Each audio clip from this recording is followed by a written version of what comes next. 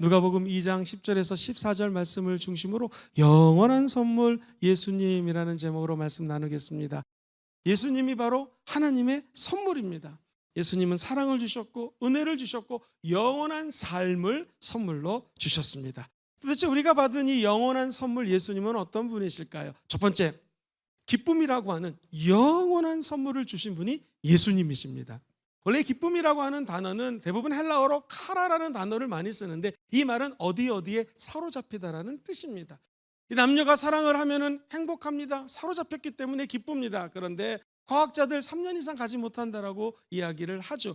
근데 우리 예수님이 이 땅에 오신 기쁨은 잠시 조그만 시간의 제한적인 기쁨이 아닌 예수께 사로잡히면 영원한 기쁨이 보장되어 있다라는 것입니다. 그래서 누가복음 2장 10절에 우리 하나님이 이렇게 말씀을 하시는 거예요. 천사가 이르되 너 무서워하지 말아라. 그 다음 같이 읽어봐요. 시작. 보라, 내가 온 백성에게 미칠 큰 기쁨의 좋은 소식을 너희에게 전하노라.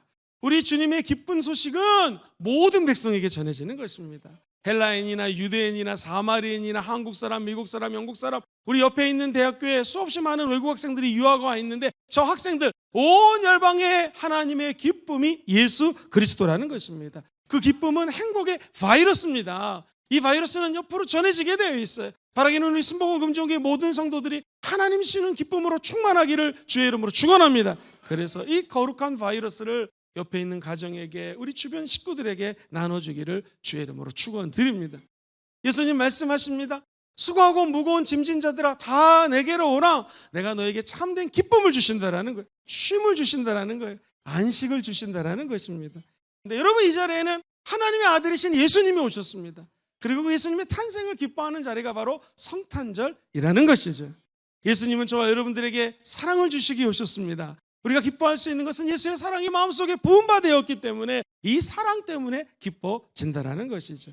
하나님은 그 아들 하나밖에 없는 독생자를 이 땅에 보내주셨습니다. 그 이유를 성경은 요한복음 3장 16절에 하나님이 세상을 이처럼 뭐 하셨기 때문에요?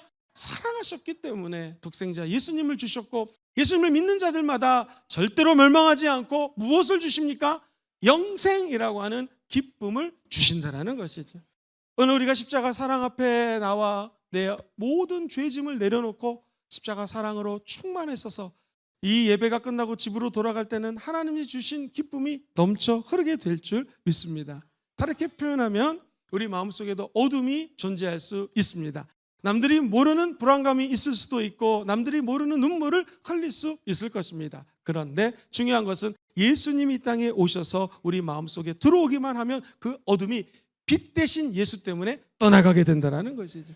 백성이 어둠 가운데 사는 자들이 큰 빛을 볼 것이라고 이사야 선지자는 예언합니다. 그 큰 빛이 바로 예수 그리스도라는 거예요. 우리는 그 빛으로 내 삶의 주변을 환하게 밝히는 한 구석 밝히는 빛이 된 줄 믿습니다. 그래서 예수 믿는 사람들은 빛과 소금이라는 것이죠.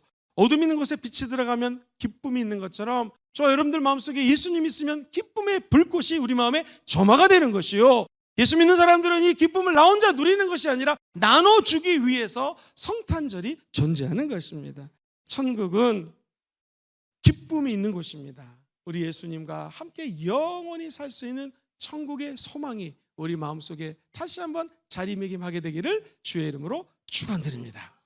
두 번째는요, 우리 예수님이 주시는 이 영원한 선물은 하나님 아버지께는 큰 영광을 올려드리는 것이고 이 땅의 모든 백성들에게는 하나님이 평화를 주시는 선물이라는 거예요. 자, 이 본문 말씀을 누가복음 2장 14절에 이렇게 기록을 합니다. 지극히 높은 곳에서는 하나님께 영광이요 땅에서는 하나님이 기뻐하신 사람들 중에 평화로다. 자, 지극히 높은 곳에는 지금 뭐가 있어요? 하나님께 영광. 천군과 천사가 예수님의 탄생을 이렇게 노래하는 거예요. 저 하늘 보좌에 앉아 계신 예수님, 우리의 하나님께는 영광을 올려드리는 것이고 이 땅의 모든 백성은 바로 예수 믿는 사람들, 저와 여러분들이거든요. 하나님이 기뻐하는 백성들에게는 하나님의 평강이 임한다는 것입니다. 이것을 히브리 말로는요 샬롬이라고 인사를 합니다. 이 샬롬이라고 하는 것은요 첫 번째 마음의 평강을 의미합니다.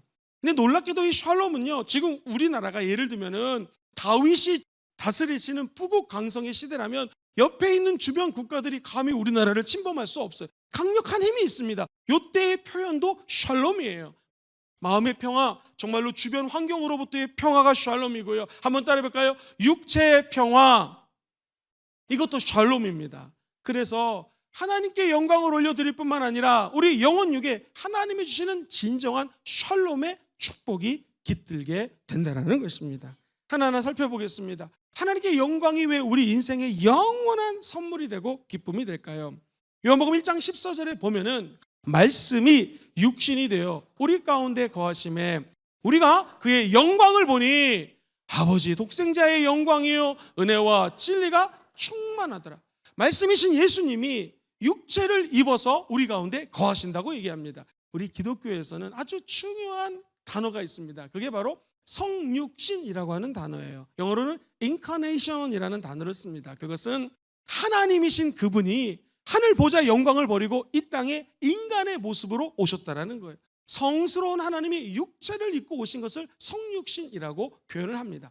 말씀이시고 하나님이신 그분이 우리 인간의 낮은 모습으로 육신을 입고 오셨습니다. 그래서 우리 가운데 거하시는 거예요. 도대체 우리 안에 거하서 무엇을 하시는가? 그 은혜가 하나님의 영광 가운데 드러나서 한번 따라해볼까요? 아버지 독생자 예수의 영광이요, 은혜를 받은 자들의 영광이요, 진리를 아는 자들의 영광입니다.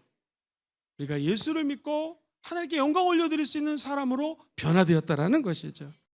그래서 우리 인생은 하나님께 영광을 올릴 때마다 놀라운 일이 벌어집니다.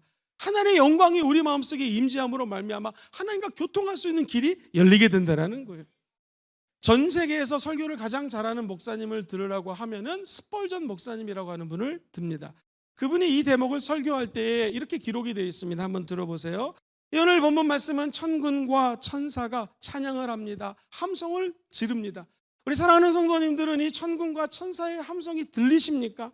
하나님께 영광을 올려드리는 이 놀라운 소리가 들립니까? 눈앞에 공중의 새를 보십시오. 그리고 물고기를 통하여 하나님께 영광을 올려드립니다. 저 물소리를 들어보십시오. 때로는 번개 소리를 통해서 하나님께 영광을 올려드립니다. 시냇 물가에 졸졸졸 흘러가는 저 물소리를 들어보십시오. 하나님께 영광을 올려드리는 만물의 영광의 소리가 여러분들은 지금 들립니까? 라고 설교를 합니다. 하나님의 영광은 단순히 예수 믿는 한 사람을 통하여 드러나는 것이 아닙니다. 여기 계신 모든 성도들과 이 천하 만물을 통하여 하나님의 영광이 드러나게 된다는 것입니다. 성탄절의 의미는 하나님께 영광을 올려드리는 날입니다. 왜 올려드립니까? 하나님이 인간을 향한 계획이 있으셨어요. 그 계획을 성취한 날이 바로 이 크리스마스, 성탄절이라는 것입니다. 오늘 보면 누가복음 2장 14절은 지극히 높은 곳에서는 하나님께 영광이요, 그리고 하나님의 택하신 백성, 하나님이 기뻐하시는 백성들 중에는 평화라고 이야기를 하고 있습니다. 구약성경을 쭉 읽어보면 예수님은 이스라엘 백성 중에서 태어날 것이요, 예수님은 다윗 가문에서 태어날 것이요, 유다 자손 족속을 통하여 태어날 것이요, 우리 예수님은 베들레헴에서 태어날 것이고 예수님은 동정녀에게서 태어날 것이라고 수차례 성경에 기록이 되어 있습니다. 이사야 53장에 보면은요, 예수님이 채찍에 맞음으로 저와 여러분이 나음을 입었고 예수님이 고난을 당함으로 말미암아 영원한 구세주의 역할을 감당할 수 있었다라는 것이죠. 다시 말하면 우리 예수 그리스도를 통하여 저와 여러분들이 하나님께 참된 영광을 올려드릴 수 있는 사람들로 변화되었다라는 것입니다. 그 전에는 하나님이 너무나 멀리 계셔서 도대체 누군지도 모르고 알 수도 없었어요. 그래서 우리 조상들은 물 갖다 떠놓고 난 다음에 비나이다 비나이다 하늘님이라고 표현을 했습니다. 하늘에 완벽한 하늘님이 계신다는 건 알았는데 그분이 예수를 모르기 때문에 어떤 분인지를 알 수도 없었고 막연히 하늘님이라는 존재로만 해석을 했던 것이죠. 우리 예수님은 이 땅에 오셔서 하늘 영광과 모든 보좌를 버리시고 낮아지셨습니다. 비천해지셨습니다. 그 비천해짐으로 말미암아 하나님의 뜻과 계획이 이루어졌습니다. 그것이 바로 성탄절의 의미입니다. 우리가 비록 낮아져도 우리가 정말로 겸손해질 때 하나님께서는 이 성탄절의 의미를 우리 마음속에 새롭게 아로 새겨 주실 줄 믿습니다. 사랑하는 성도님들, 우리에게 평화를 주시는 예수님은 도대체 어떤 모습일까? 한번 여러분 생각해 보세요. 우리 주님은 마구간 교회에서 태어나셨습니다. 그리고 새근새근 잠들어 계신 예수님의 얼굴을 한번 생각해 보십시오. 얼마나 평안합니까? 세상에 없는 평안이 아이 얼굴에 담겨져 있는 것처럼 우리가 힘들고 어려울 때 예수 그리스도의 탄생을 생각하며 내 마음속에 평강이 임하게 된다는 것이죠. 예수님이 태어나셨어요. 정치인이 달려왔습니까? 돈이 많은 회장님이 달려왔습니까? 목자들이 달려왔습니다. 그 모습 그대로가 평안이라는 것이죠. 제가 목회를 해보니 모든 성도님들 참 힘들어하십니다. 또 마음에 평안이 없습니다. 아니, 세상 사람들 만나면 더 평안이 없습니다. 이 사회도 직장도 세상 어디를 봐도 참된 평안이 없는 것 같습니다. 전쟁이 있고 다툼이 있고 마음속에 시기 질투가 있고 근심이 있습니다. 그런데 이것을 성경에서는 사실 하나님이 주는 것이 아니라고 얘기해요. 사탄이 주는 것입니다. 그럼 하나님은 예수님을 통해서 무엇을 주시는가? 참된 평강을 주신다라는 것입니다. 정치가, 경제가, 물질이 내가 소망하는 것이 이루어졌다고 해서 평안이 오는 것이 아닙니다. 예수님은 말씀하세요. 하나님이 기뻐하는 백성, 즉 예수 믿고 구원받은 백성들에게 하나님이 평안을 허락하여 주신다는 것입니다. 한번 짚고 넘어가게 보겠습니다. 목사님, 제가 지금 평안이 없습니다. 왜 없을까요? 성경에서 뭐라고 말씀을 할까요? 성경에서는요, 죄가 있으면 평안이 없다라는 것입니다. 대표적으로 성경에서 로마서 3장에 이렇게 얘기를 합니다. 25절, 이 예수를 하나님이 그의 피로써 믿음으로 말미암는 화목제물로 세우셨으니 이는 하나님께서 길이 참으시는 중에 전에 지은 죄를 간과하심으로 자기의 의로우심을 나타내려 하십니다.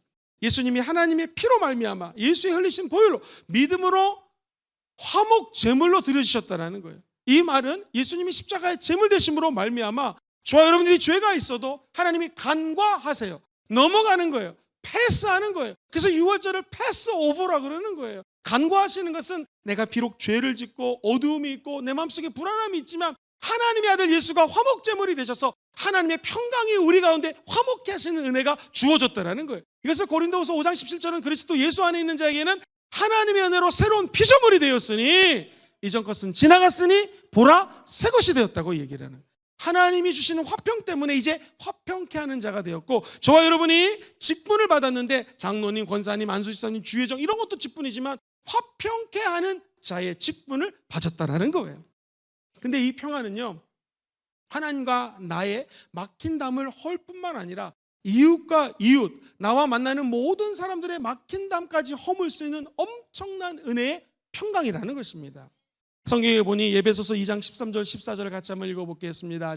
이제는 전에 멀리 있던 너희가 그리스도 예수 안에서 그리스도의 피로 가까워져. 이제는 멀리 있던 우리가 예수 피 때문에 가까워졌어요. 그는 우리의 화평이신지라 둘로 하나를 만드사 원수된 것 곧 중간에 막힌 담을 자기 육체로 허시고, 우리의 화평 되신 예수님이 멀었던 사람들을 둘이 하나가 되게 하시고 막힌 담을 허물어 주셨다는 것입니다. 이것이 바로 이웃과의 화평을 누릴 수 있는 예수님이 주시는 선물이라는 것이. 나아가 우리 예수님은요, 한 사람과 한 사람이 화해를 했다, 평안을 누린다, 하나님과의 화평을 누린다를 넘어서서 만물하고 평안할 수 있는 길을 열어주셨다는 것이. 골로새서 1장 20절을 보면 그의 십자가의 피로 무엇을 이루셨습니까?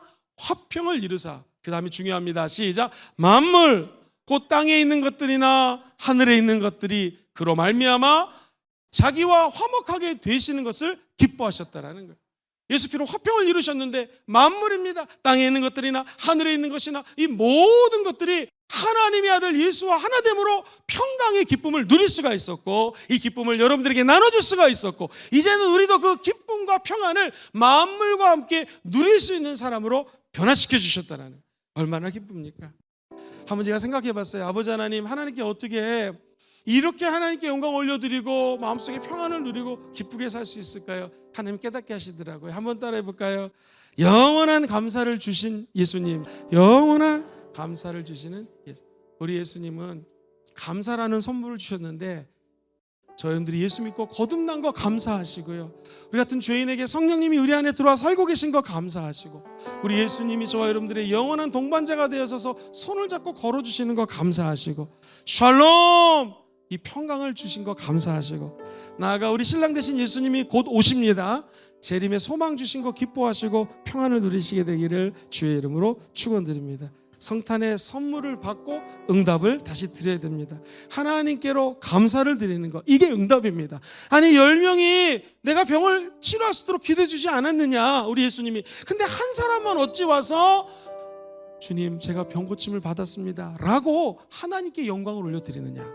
그러니까 이 환자는 예수님께 나와서 감사를 했는데 우리 예수님 입장에서는 환자가 고백하는 간증, 이 감사가 하나님께 영광을 올려드린다고 표현합니다.